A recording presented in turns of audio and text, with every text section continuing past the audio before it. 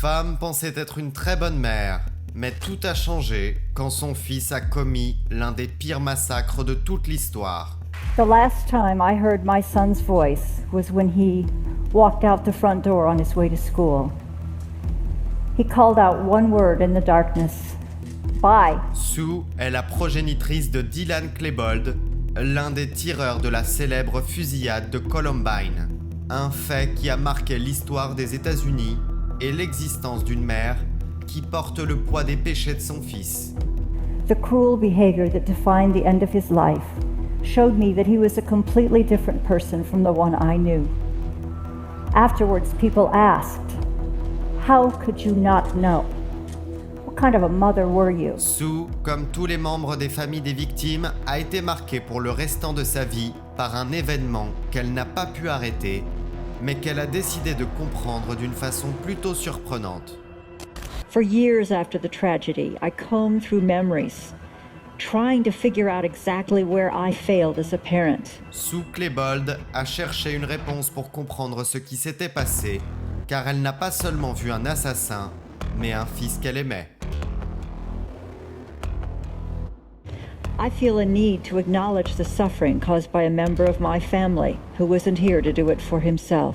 So first, with all of my heart, I'm sorry if my son has caused you pain. Les noms de famille Klebold et Harris ont voyagé dans tous les États-Unis.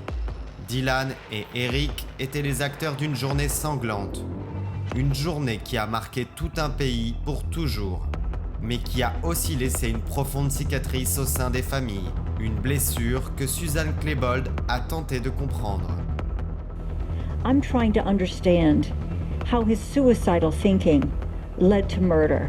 After a lot of reading and talking with experts, I've come to believe that his involvement in the shootings was rooted not in his desire to kill, but in his desire to die. 15 personnes sont décédées ce jour fatidique du 20 avril 1999. 12 étudiants, un professeur et les 2 tireurs, en plus d'une vingtaine de blessés. Les motivations des tireurs? Une question difficile à répondre. Mais Sue a tenté de les expliquer en pointant du doigt l'état mental de son fils et en critiquant aussi la politique sur les armes à feu des États-Unis.